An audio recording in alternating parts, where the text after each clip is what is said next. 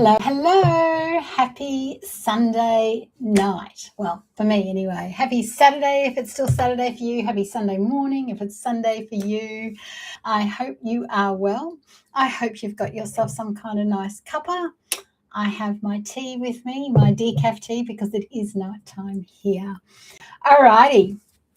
I enjoyed doing slides for last week, so I thought I would do it again because I had another idea afterwards. I went, we need to do a slideshow on this. So that's what we're doing tonight.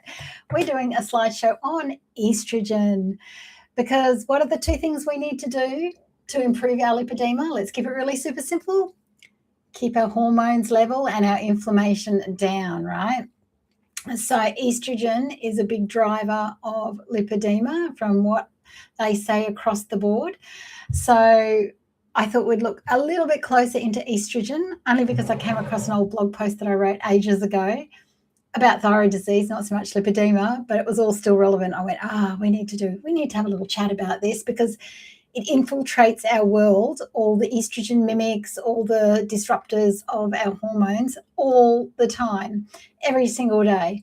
So I did a slideshow and we're going to get straight into it. Let me share my screen with you. Okay, there we go. All right, now I've got to remember which side I've got to put my mouse on. All righty, 10 ways to quickly lower estrogen, and eating more meat is one of them. That's why that's there. All right, let's get into the slides because there's 25 of them. All right, in case you are new around here and you don't know me, I am Kylie. I have had Hashimoto's since I was 21, although I didn't know it at the time. I've had various hormonal issues, hysterectomies, lipedema, double knee replacement, all kinds of things. And that led me to studying naturopathy and clinical nutrition and herbalism when I was 40 to try and figure it out. And it was after that I found out that I had lipedema. Didn't learn about it in college, having said that, not even a little snippet about that. But I found out a bit later and it made so much sense to me. I ended up having a gastric sleeve at 51, so that was only 3 years ago. So this shows you right here, it's never too late. I had somebody message me this morning or last night on one of my YouTube videos, and she said, it's too late for me. And I'm like, no, it's never too late. Look, if I can go from this to this in 3 years, so can you. And I didn't know even where to start when I was here. When I was this girl sitting here, I thought this was me for the rest of my life. And then just things started to happen. I started to follow my nose. Because remember, this is me at 51. I studied naturopathy at 40. So I still hadn't nailed the weight portion. And that was because I had lipedema, right? So anyway, moving on from that, after the weight loss, then I had my arms done, right? And I have had a lower body lift in December, so about 3 months ago. I had face and neck loose skin surgery, and in a couple of months' time, in about 2 months, I'm having a breast lift and a side lift. So that's this stuff here gets all taken away. And this has been kind of my reward for the hard work. And I never thought I'd be the person to do this kind of thing. But I was like, you know what? I worked really hard. Gastric sleeve is not the easy option out. Don't let anybody tell you that's just the easy way. Oh, my Lord, it is not the easy way.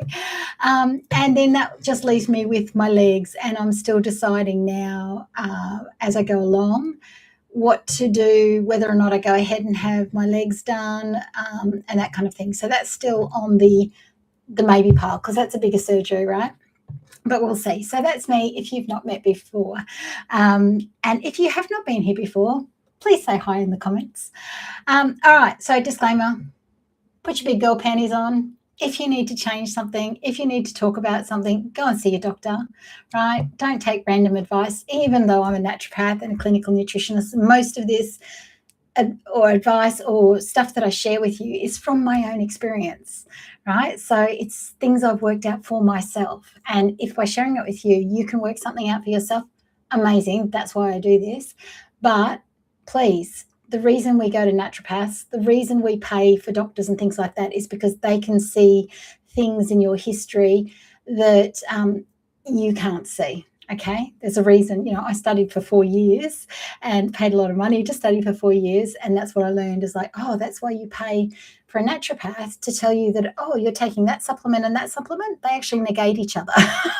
That's why you pay these people. That's why you pay. Well, not me. I don't do that sort of thing. All right, so be really grown up about this and go and see somebody, and don't just take random advice if you think it's not right for you. Only follow it down the rabbit hole if it resonates with you. If something about it you go, you know what, I need to look further into this, then do that. All right. Okay. Disclaimer out of the way. What is estrogen dominance? And this is me at 20. I must have been 29. Or no, I must have been 30 actually when I had my boy. And so in my full estrogen dominant situation. So what is estrogen dominance? Okay, so it is when you have got an excess of estrogen in your body. And what happens is estrogen is metabolized down 3 pathways. So one is a good pathway. It gets rid of it out of your body. There are 2 pathways. It's very easy for our estrogen to go down. And if it goes down one of those 2 pathways, then it keeps recycling in our body. And we don't want it to recycle in our body because that's when it gets trapped in places and causes all sorts of things like what's below here. So endometriosis, fibrocystic breast disease, PCOS, cellulite. Yes, that's why skinny people have cellulite. It is estrogen. If it's not lipedema, it could also be lipedema, right? Fibroids, insomnia is a sign of excess estrogen. Thyroid disease of all kinds, cervical, ovarian, and breast cancers. So, and just being overweight, this first one, is estrogen dominance in its own right. Okay, because all of this stuff here, all this weight, is actually trapped estrogen. So they call it its own organ now, that if you are obese in any way, and it's not hard to be obese with the numbers, the way they're calculated, but I was very clearly obese, then that's, you, without even thinking, you've got, without even having to measure or anything like that, you've got estrogen dominance, all right? So that is what it is and why we get it. How do we do something about it? All right, number 1. So these are the 20 different ways that I've found that have some sort of evidence, some sort of backing, but they are not necessarily all for everybody. Okay, that's my disclaimer. It's all about figuring out for us what we need. So the first one's high fiber food, which is really tricky because we get recommended carnivore and keto with lipedema. And so that's something you have to figure out for yourself. So if you're keto, then that's great. It's easy. Add in all the, leafy greens and that sort of thing. Having said that, look at me. I was plant-based for, most of my life. And then after becoming a naturopath, I was even more gung-ho into plant-based, and it did not help me at all. So, look at my fabulous knee. I know you can't see it. It's behind my picture. You can just kind of see this one here. So don't think that, oh, that's the only way to get rid of estrogen, so I need to get rid of carnivore if you're doing that. It's kind of a risk versus benefit thing. You've got to look at which thing is giving you the most benefit. All right, so next thing, fish as a protein source. So I'm going to say the reason I came across this is because oh, look at that. I haven't gotten rid of, just ignore those words. Fish is protein. That's from last week's slide. Is because of the omega-3s in it, all right? So it's anti-inflammatory. So I would say that is the main reason I came across this when it came to estrogen clearance, is the higher amounts of omega-3s, because that is further down in the slides. All right. Number 3, eating organic. Why? All commercially raised fruit and veg, herbicides, pesticides, so that they look lovely, so that they don't lose, lots of crops, that sort of thing, to all the bugs. So herbicides and pesticides, my understanding is they're designed to kill off the reproductive system in bugs so that they can't keep reproducing. So that's kind of what it's doing for us. Okay, so anything to do with our reproductive system, so estrogen and all of that sort of thing, it's going to interfere with. Now, that's really tricky, right? Because buying organic food, unless you have your own farm and you can grow all your own food, you're going to struggle, right? Most people can't afford to, especially in Western, like Australia, it costs a fortune to buy organic food and produce. So this one you have to figure out. So there's a thing called Clean 15 and Dirty Dozen, and they update it every single year as to what the cleanest veggies are that are grown commercially and which are the dirtiest in the form of chemicals being added. So the Clean 15 currently, as of end of 2025, is avocado, sweet corn, pineapple, onions, papaya, frozen peas. I don't know why not fresh peas, but frozen peas specifically. Asparagus, cabbage, watermelon, cauliflower, kiwi, mushrooms, mango, sweet potato, and carrots. Now, I would question carrots because I learned a long time ago that when farmers have soil that is no longer pliable, they plant carrots because carrots soak up all the toxins in the soil and make it what's called friable again, or easy to grow things again. So this is done by, scientists every year. So I'm going to say maybe they don't do that anymore. But yeah, carrots is the one thing that I've always bought organic after learning about that. So maybe they don't do that in Australia, but this is a worldwide list. So you can decide on that one. Dirty Dozen, the ones that have got the most amount of chemicals is spinach, strawberries, kale, collard. So here's all the greens that we talked about in the first slide, right? Your leafy greens. Be careful what you're doing. Maybe your leafy greens, if you're right up there with your leafy greens, get them organic. So kind of pick and choose which things you can afford to make organic and which things it doesn't really matter so much. And then there's a lot of fruits: grapes, peaches, cherries, nectarines, pears, apples. Apples is a big thing because everyone eats apples. Blackberries, blueberries. We all get those little containers and we assume that they're like all ready, washed and ready to go, and they're like one of the dirtiest. So and new potatoes. So I'm guessing they're those little potatoes. They're called new potatoes. I'm not entirely sure about that one, but that's what's on the Dirty Dozen list as of the end of 2025. And a special dirty mention went to bell peppers, capsicum, we call them in Australia, and green beans. And I know green beans is up there with one of the most recommended green veggies for keto and low carb eating and that kind of thing. So maybe get your green beans in organic form if you can find them that way. All right, so eat organic when you can, but just remember that the reason why you're doing that is to remove the pesticides, all right, and the herbicides. Number 4, foods high in, there we go, the omega-3s, vitamin E and selenium. So omega-3s, high in omega-3s, we've got, your fish, your seafood, that kind of thing. But you've also got butter is higher in omega-3s, eggs. So there's a few other things. Vitamin E, we need vitamin E. So the pumpkin seeds and sunflower seeds. I would also add to that avocado for vitamin E. Selenium is Brazil nuts, fish, and animal meats. All right, so we want foods high in these, and high in animal foods seems to be across the board to help reduce estrogen. Remember, that's what this is about, reducing estrogen. All right, removing caffeine, sugar, salt, and commercially raised dairy particularly. Now, I've got a mix of photos of the old me, the new me, the current me, the 20 years ago me in here, just to show you and just to remind you that it is never too late to change your life. You've just got to take one step and then another step and see where it leads you.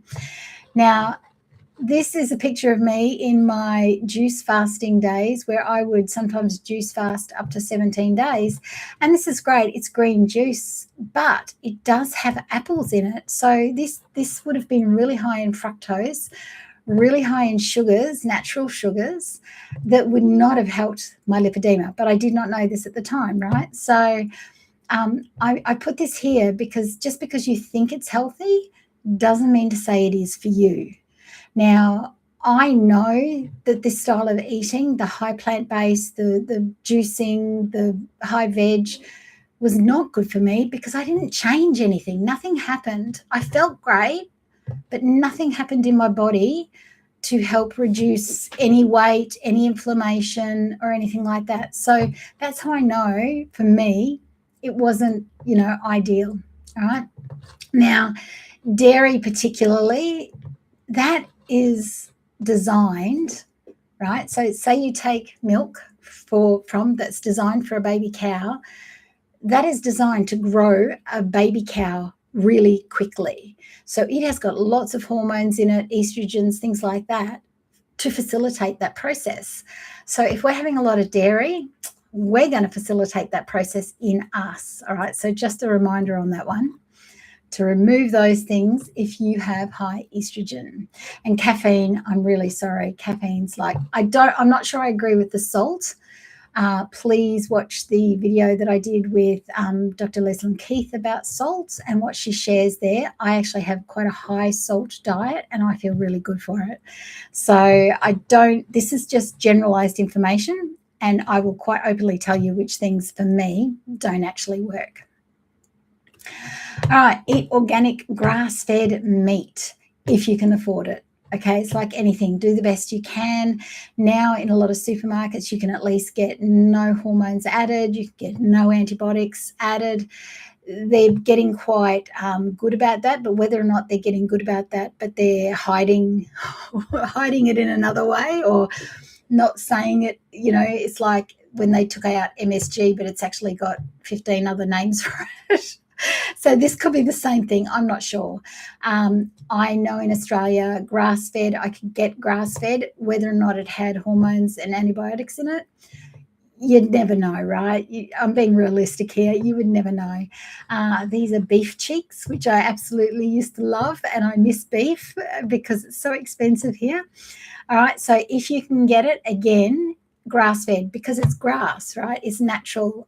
All the other cows are being fed grain. And I remember there was a while, I'm going to say 20 years ago, that grain-fed beef was all the rage. But we don't want, with lipedema, grains in our body, and we don't want to get secondhand grains from the animals that have eaten grains, become inflamed, and is passing on all of that molecular mimicry or the hormonal disruption to us. All right. So if you're eating a lot of meat, a lot of that sort of thing, try to get grass-fed. If you can, try to hit up the farms. If you can, we can only do the best we can, but these are all just general ways of doing it. And you've just got to go, oh, I can do that one. Oh, no, I can't do that one. All right. Number 7, don't you love the high tea here? But there is some fish in there. Okay, remove sources of copper and arsenic. All right, they seem to contribute to estrogen not being processed properly in the body. So copper includes shellfish, organ meats, cashews, almonds, dark chocolate, legumes, and whole grains. Now, many of those, if you are following a carnivore or keto, you'd be high in almonds and high in cashews, I'm going to say. But the legumes and whole grains, ideally, you shouldn't be eating anyway, and I try not to. I do at times.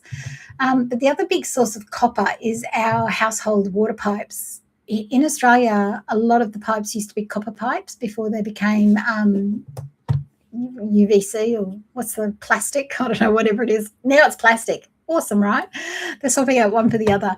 But here's how you know too much copper. If you've got green rings around your faucets, around your taps, or green, backing in your toilet bowl, then you've got copper water pipes. And if you've got copper water pipes, it's so much easier to have excess copper in your body than it is to have a deficiency in copper. So you need copper for thyroid problems, for example, but most people have too much copper than not enough. So just be aware of that. And arsenic's a funny thing. Most people go, what arsenic? It is in rice. It is in most rice, and it is in the seeds of apples. So if you're drinking apple juice off the, supermarket shelves or whatever it is, how they make that apple juice is they just put the whole apple in. So you're getting the seeds crushed up in that apple juice. So that's mostly where people get that hit from. And also other fruit juices. So if you get a tropical juice, for example, It is mostly apple juice because that is the cheapest thing for them to base it on, and it might have a little bit of mango, a little bit of pineapple if you're lucky, but it'll mostly be apple juice. So the arsenic will come in the form of rice, juices, like pre-made juices, and even the juicing that I used to make. Once I learned this, I used to literally core the apples before I would juice them. So in most cases, it all gets thrown in. And fish and seafood, it can appear in as well. So copper and arsenic can contribute to your estrogen not cycling out of your body the way it should. If you cook rice in a special way, it reduces arsenic in rice. Do you want to share what that way is? That would be great. All right. Number 8, try seed cycling. Have you heard of this? Now, I learned about this in college. And I'd already had a hysterectomy at this point, so I'm not sure. So I'd never tried it, had no need to try it. But what it is it's supposed to normalize your estrogen and progesterone levels. And for day 1, so that's the first day of your bleed, to day 14, which is meant to be when you ovulate, but if you track your period, if you're still, menstruating, then for that first portion of your cycle, you're having a tablespoon of ground flaxseed every day, and you're going to grind it fresh because that goes rancid really easily. And you're going to have a tablespoon of pumpkin seeds every day. And then from ovulation, so for the sake of argument, we'll say day 15, if your cycle is perfect, I'm willing to bet it's not if you're here, day 15 to the last day of your cycle, so the day before you bleed, you're going to have 1 tablespoon of sunflower seeds and 1 tablespoon of sesame seeds every day. Now, you can add that to, you can see here, I used to have purple porridge, and I would put ground flax seeds on that every day. So you can add it to everything, right? So I've heard of people having good luck of straightening out their hormones using seed cycling, but I've not done it myself. But it's something you may want to try. So you may want to screenshot this if you think it's something you want to do. All right. Elimination channels. So for us to eliminate anything out of our body, so estrogen, toxins, medications, bacteria, doesn't matter what it is, we have 7 elimination channels. All right. So it's the skin, lungs, kidneys, bowels, liver, blood, and our lymphatics. If one or more of these are blocked, then the other elimination channels have to pick up the slack. All right, which makes it so much harder for the other ones. So if you've got a skin like if your skin, you've got eczema and things like that, you've got a compromised elimination channel, which our skin is pretty much our biggest elimination channel. And just so you know, if you have skin issues, that's always a gut issue that's trying to get out. And because your skin is the biggest elimination channel, your body tries to push it out through the skin. Okay, so look to your microbiome if you've got skin issues. Same with your lungs. If you're not breathing deep or exercising where you get to breathe deep, that's an elimination channel that's not working properly. Your kidneys, so your urine, your bowels, going to the toilet, your liver, which is what processes the estrogen as well.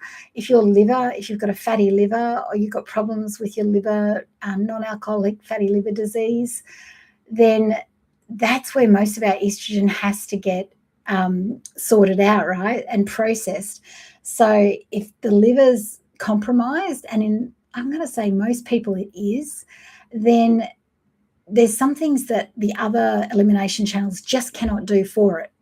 Okay, it can't pick up the slack. So it depends on what it is we're trying to eliminate as to whether or not the other channels can actually pick up the slack and do it for it. But this is a really good thing to know. Hang on a sec, the rice cooked, so boil it, then dump the water. Can't remember if you then just refrigerate it overnight, or there's another step, might have to Google it. Yeah. I know that with rice also, that if you refrigerate it and then cook it again, that it becomes resistant starch, which means it's supposed to go straight through you rather than spike your insulin. Whether or not that's what you're thinking of, I'm not sure. Anyway, so elimination channels are really important to have running smoothly and being able to eliminate if you want to eliminate the bad estrogens from your body. All right. I gave lymphatic drainage its own, even though it's one of the elimination channels, it's really important for us, right? With lipedema, we've got to be onto the lymphatics. And ways we can do that is massage, skin brushing, bouncing, sweating. So getting out in nature, doing the walk. I know it's horrible. I know it's hard. I know it's like walking through wet cement, but just sweating things out and doing things like that, and also just moving, helps our lymphatics to stay fluid, all right, and keep moving. And hydration, of course. All right, coffee enemas. All right, this is old Kylie. This is probably, oh God, I'm going to say 8 years ago, Kylie. I had great hair then, though. But I'm really happy not to be dyeing it because that's a chemical as well. Definitely a method to reduce the arsenic. All right, we'll check that out. Okay, so coffee enemas. I don't talk about them much because people get grossed out by them. But for the liver, and that's what we're trying to do. We're trying to improve the liver pathways so that the estrogen gets processed down the right pathways so that we don't have it recycling in our body. And my own personal story, I learned about it in college. I learned about it in naturopathic college. It's not some woo-woo strange thing. It's been on hieroglyphs since, 2,000 years ago.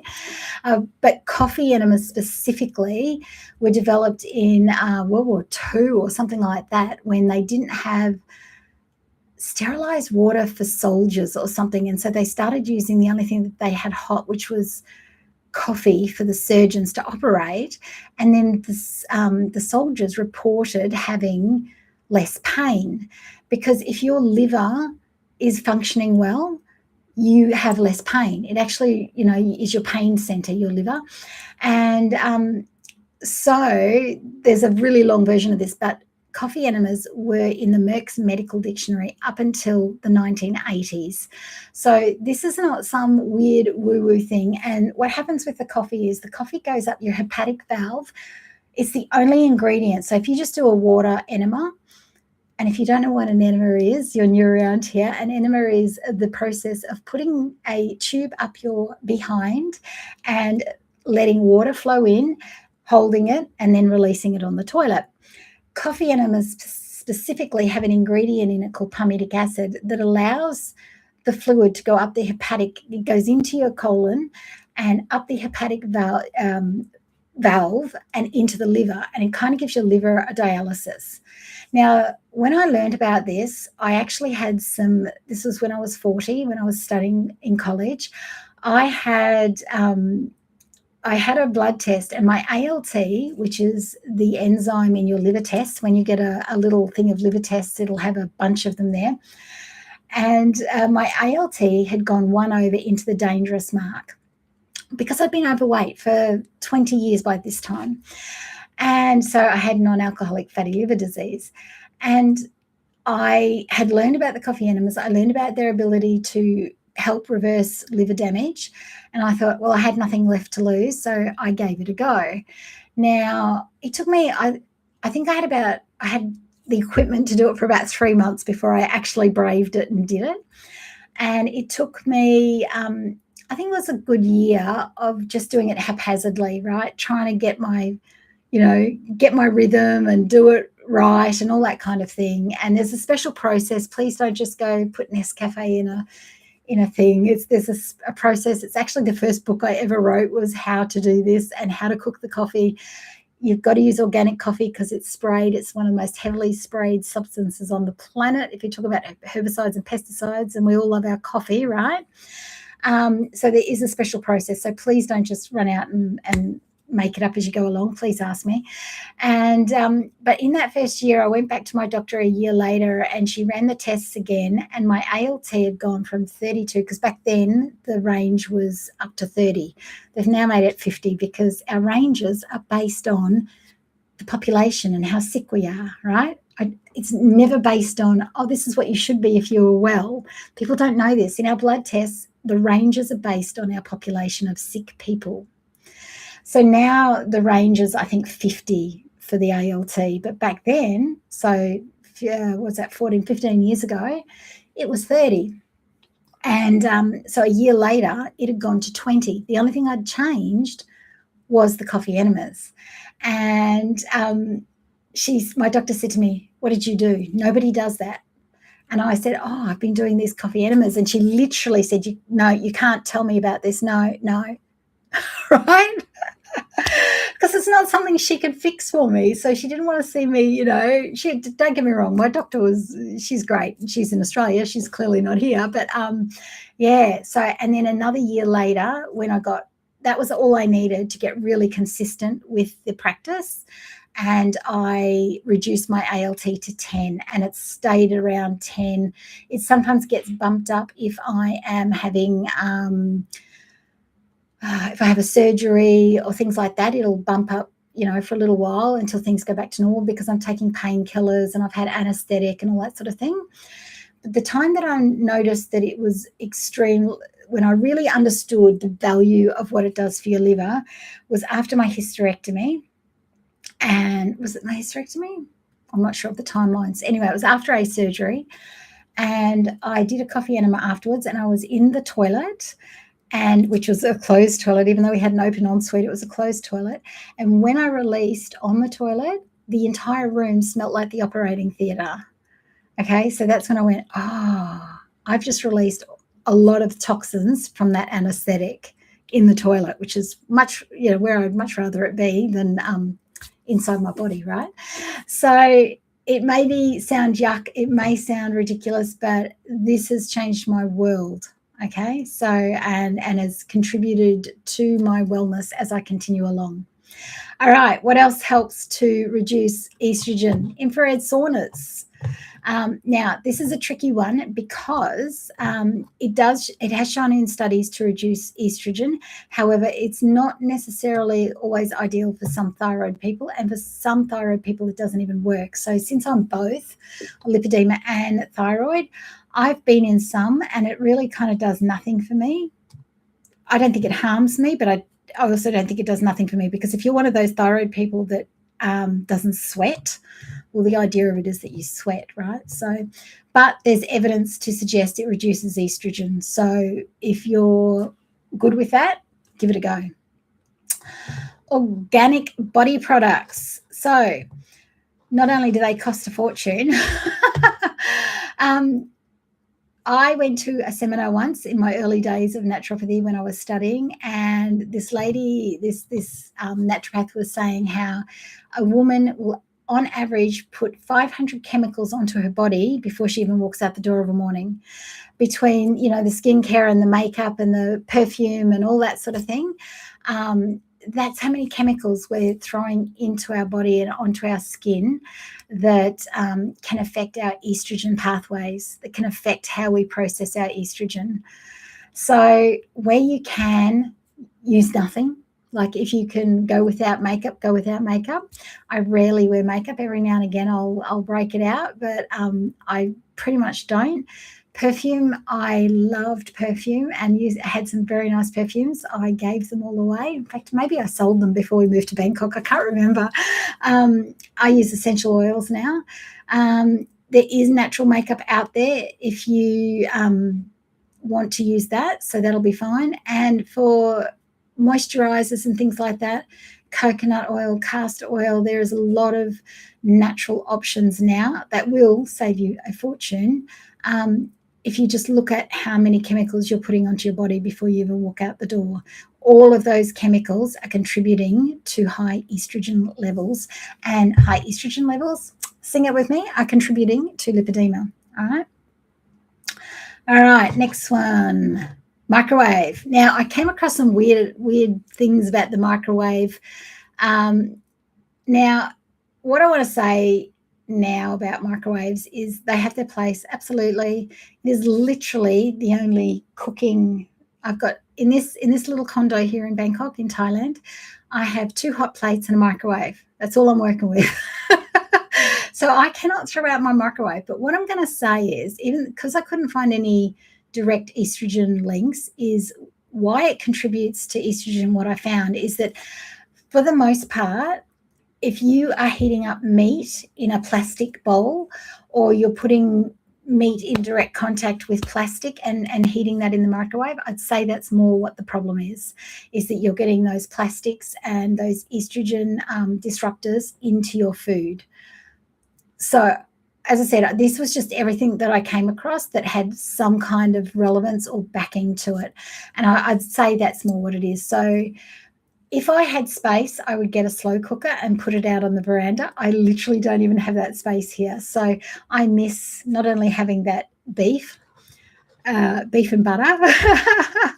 Look at my pretty nails. See, more chemicals. I don't have them now. That's not to say they're not coming back, but I don't have them now. So yeah, microwave. Just be aware, if you're heating anything up, please put it in glass or pottery or ceramics or something like that. Get it out of the plastic before you heat it up. All right. Oh, and yeah, if you're using microwave for quickness, slow cookers, those sorts of things now, air fryers, they're all made now so that with quickness in mind. Slow cookers, I say quickness, but you can put it on before you leave in the morning and you get home and you've got a hot meal and, you don't have to think too hard about it. So they're just some thoughts. It's just rearranging your life a little bit until you get into a new normal. Organic cleaning products. This is stuff we all know. However, we let it all build up and we just don't think about the compounding effect it has on everything in our life, right? So these are our basic cleaning pieces of equipment if we're going to do it naturally: vinegar, baking soda, lemon juice, essential oils, and organic products. Now here, where it's quite high in mold because of the humidity and that sort of thing, I ended up buying a 5-litre container of vinegar, which was so cheap. It was like, I don't know, $1 or something, off Lazada, which is the Thai version of eBay or Amazon. And I've started using that on a few things and it works better than anything else. So stick to the basics when it comes to cleaning. Again, it's just changing the way we think about things. It's buying an empty spray bottle and putting in some vinegar and baking soda and lemon juice and spraying that on bench tops and things like that. It's just making the effort to begin with, and then it becomes a habit over time. Yes, only use glass in the microwave, absolutely. All right, storage in glass, and that's, same thing, food storage. We store everything in plastic now, and it's just, it's killing us. Convenience is killing us. So use glass where you can, pottery where you can. Go back to the ancestors and I'd say your grandma, but, you could be really young. So go back to my grandma's era and think about what they used. And they used ceramic, glass, stainless steel, that kind of thing, for storage and for drinking out of and for eating out of and that sort of thing. So that's what we kind of want to be looking at. So avoid storing meat in plastic particularly. So if you've cooked a hot, steak or meat out of the slow cooker and you're putting in storage to put in the fridge, make that glass storage, make that ceramic storage. Again, that meat interacts with the plastic in not a great way for us, and estrogen becomes a problem. And avoid drinking from, your takeaway coffee mugs. And I think a lot of them are now becoming illegal. The plastic lids, I think a lot of them are now becoming cardboard, that kind of thing. But it used to be that we would drink coffee, which is an estrogen mimic, right? I hate to say it because it's like my joy. But you not only drink the estrogen mimic of the coffee, but then you drink it through a plastic lid. It's like estrogen on steroids. It's like a hot cup of estrogen, anyone, right? It's shocking. But I think more and more then that's stopping as well. So, but glass, pottery, keep it old-fashioned if you can. All right, reduce stress. Yes, hormones, cortisol, it affects our estrogen pathways, believe it or not. So any way that you can find ways to reduce your stress levels, counseling, flower essences, essential oils, kinesiology, EFT, theta, release, Jin Ong of the art of listening to your body. It just find a way of reducing your stress levels. Oh, and I think travel is a way to reduce your stress levels. And this is me in Hanoi, just a month or so ago, having my welcome drink of juice, which was freshly squeezed. That's what I'm finding here in Asia compared to back in Australia is everything, a lot of things are fresh, not packaged and that sort of thing. So, which is, much better for us. Body modalities, any way that we can be in our body and have our body run better, move better, our hormones are going to do better. Believe it or not, it all ties into one another. So meditation, massage, yoga, gentle movement. This is me having a leg massage at the Chatuchak markets here in Thailand. And I had another one this morning. This isn't this morning, so I have different toenail polish on now. More chemicals, right? And the woo-woo. And I have this lovely lady here simply because this was in Vietnam, and I just love the way they dress up to go out to just go walk down the street. I just love that. But the woo-woo, moonstone. What did I do with my moonstone necklace that I brought to, here it is. Okay, so if you're into crystals, this one is moonstone up the top. Okay, and Larimar down the bottom if you're interested. But moonstone's like, it literally looks like the moon, and you see it in a lot of places, but it is said to improve hormonal balance. That's what that is for. So if you are into your crystals, go and get yourself some moonstone, wear moonstone earrings, wear a moonstone necklace, go for your life. That's the woo-woo version.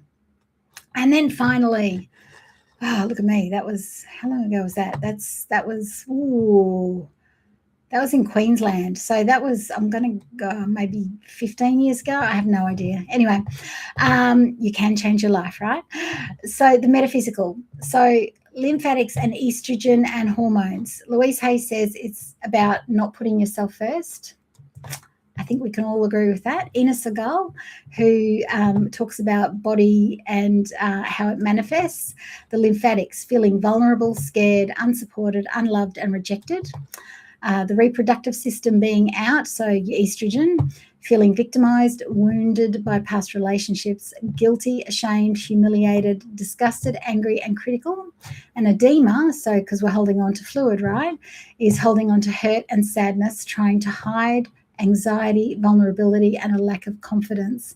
If that doesn't spell out lipedema, then I don't know what does, right? Tell me if that any of those relate to you, even if you're watching on the replay. And that's it. High estrogen equals lipedema, growth, and you deserve balance, all right? So that is why I am going to, and there we go. That is why we are trying to find any way that we can to reduce our estrogen. Now, there's some basic things in there. There's some easy things. There's some not so easy things. There's some expensive things. There's some cheap things. You've just got to kind of pick the things that you can do, because what happens is it is the accumulation of all those things that now have us all in this state of high estrogen. And I know we're all got, that it's such a big thing, not just for lipedema women, the state of infertility out there, that's high estrogen. What do you think the oral contraceptive pill is? That's estrogen. Okay, so we're all a bit messed up in our hormones big time. And unfortunately with lipedema, it affects our hormones. The hormones affect the lipedema. So the estrogen causes more problems with lipedema. So we have to do our best. Is it fun? No. Is it, you just think, why do I have to remove all these things? Why can't I, I look at all the little Thai girls here dressed to the nines with all the beautiful makeup and the hair and the this and the that. And I just think, it would be so nice to just be able to go back to, whatever I wanted. But the reality is I can't. And there are people out there that have got worse problems than lipedema. So this is what I've got. This is what I'm dealing with. And this is what I have to continue to just one step at a time, right? Some days it'll be worse than others. Some days it'll be a slippery slope, and some days it'll be easy.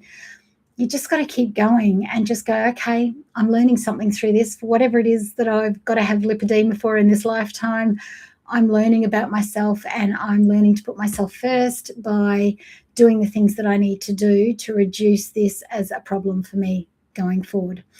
So I hope that was helpful to you in some way, shape, or form. Let me know if you've got estrogen tips, tricks, hacks that I haven't mentioned here, or things that have changed for your world. And other than that, I will see you on the next visit. Oh, hang on, Jane. I binge watched dozens of your videos last night, and here you are live. Thank you for keeping the lipedema conversation current and fluid. Jane, thank you for binging my videos. That's really nice of you. Any way that we can keep talking about this, and I will keep talking about this. Some weeks I've been super flat out. Normally I would put another video midweek. Kylie, Tammy, hi Tammy. Thank you so much. Great information. Working on my 3 liters daily, staying strong. Yay, Tammy. I have continued my 3 liters, but I've got another challenge brewing that's separate to that. It's another exercise one. So I'll let you know. Thank you, everyone. That's so lovely. But the more we can talk about this and the more we can continue, as I said, I do other work for other people. So I haven't had time to put up a second video every week. I'm trying to get back to it. But I will always continue these lives because we need to keep the conversation fresh and keep talking about it, because it's not something we can get rid of, right? It's not something we can just snap our fingers and go, oh, no, that's it. We don't have to worry about thinking about that. So I think that if we talk about it at least this once a week on a Sunday night over a cuppa, then we will keep thinking, all right, what can we do this week just to make things a little bit better for ourselves? And that's all we can do, right? Just do that little bit better every week and not slide backwards, but just keep putting our best foot forward. So thank you, Judy. Thank you, Jane. Thank you, Tammy. That's so lovely of you.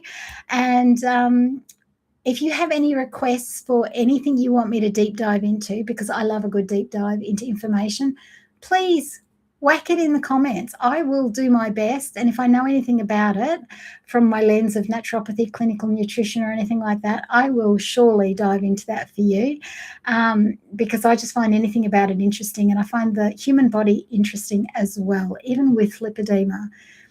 Bottom line is, it's not too late. It's never too late. I believe unless you're not breathing anymore, it's not too late to change your outcomes and to change your life, even with lipedema. So have a great week, everyone. I'll see you next week.